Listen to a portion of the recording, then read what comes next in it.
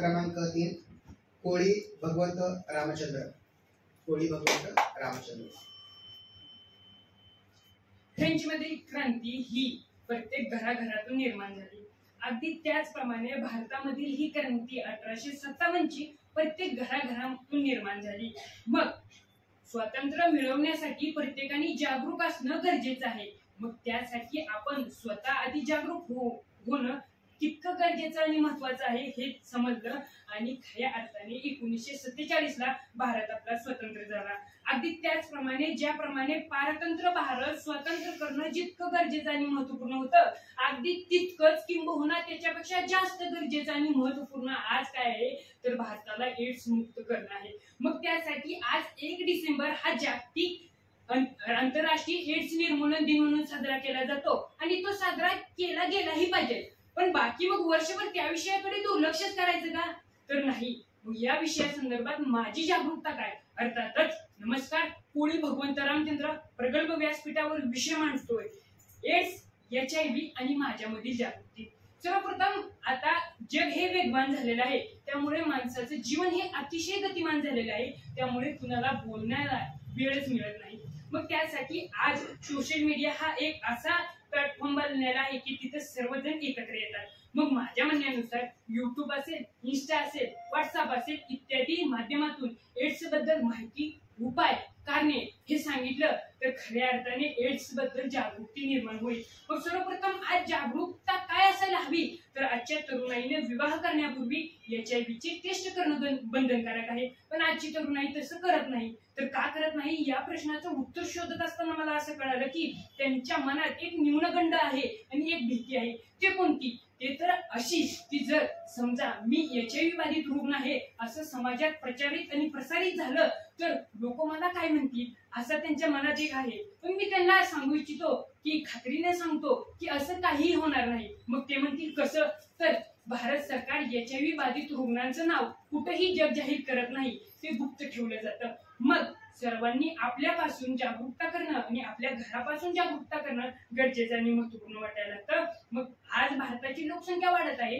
वाढत्या लोकसंख्येबरोबर आज वैद्यकीय सेवा सुविधा वाढत आहे. मग त्यांची उपलब्धता भरपूर आहे. मग जर आपण त्याचा योग्य प्रमाणात वापर करायला लागलो तर खऱ्या अर्थाने HIV ला आपण कुठेतरी थांबवू शकतो. मग त्याचप्रमाणे आज HIV संदर्भात गैरसमज भरपूर आहे. मग समज बाजूला सारून गैरसमज बाजूला सारून समज समजून घेतलं तर एकंदरीत खऱ्या अर्थाने HIV ला आपण थांबवू शकतो. मग आज समाजामध्ये अनेक अंधश्रद्धा, रूढी, परंपरा आहेत. मग त्यामध्ये अर्धवट ज्ञान असेल, अपुरी माहिती असेल, त्यामुळे महिलेला आणि स्त्रियांना दोषी ठरवलं जातं. ज्याप्रमाणे एका हाताने टाळीच वाजवू शकत नाही त्याप्रमाणे फक्त महिलांना दोष देणं हे माझ्या दृष्टिकोनातून योग्य नाही.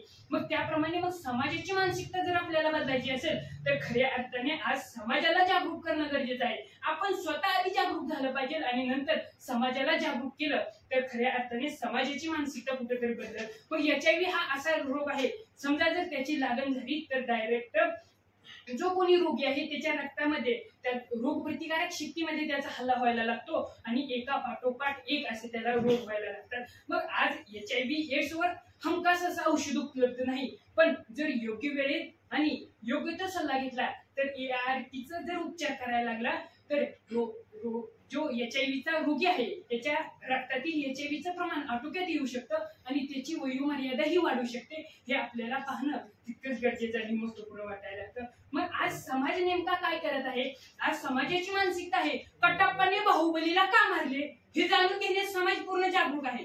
काय? कटप्पाने बाहुबलीला का मारले, पण HIV का होतो याचे कारण काय, जर झाला तर त्याच्यावर उपाययोजना काय हे समाजानं आज जाणून घेणं आणि इतरांना सांगणं तितकंच महत्वाचं आणि गरजेचं आहे असं मला वाटायला लागतं. मग हा रोग झाला तर काय होतं तर रोगीला समाजाच्या माणसाचा बघण्याचा दृष्टिकोन बदलला जातो. कोणताही रोग झाला तर तो माणूस आहे आणि माणसाने माणसाशी माणसासम वागणे हे आपण कुठेतरी विसरून तर जात नाही का, असं मला वाटायला लागतं. मग आज जागतिक आरोग्य संघटना काय सांगायला लागते की जगामध्ये 4 कोटी लोकसंख्या आहे की ज्यांना एचआयव्हीचा रोग झाला, आणि भारतामध्ये तर तब्बल 22 लाख लोकसंख्या सांगायला लागते.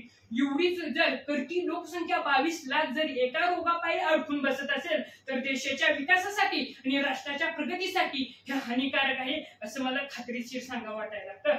मग प्रत्येकाने आपली जागरूकता काय आहे हे समजून घेणं पाहिजे. मग त्यामध्ये जे गैरसमज आहे की जर हात मिळवला असेल किंवा एकत्र हवा श्वास घेणे, फिरणे, एकाच भांड्यात खाणे पिणे ह्यामुळे होत नाही लागण रोगाची. कारण एचआयव्हीचा जो जीवाणू आहे तो शरीराच्या बाहेर मानवाच्या जगू शकत नाही.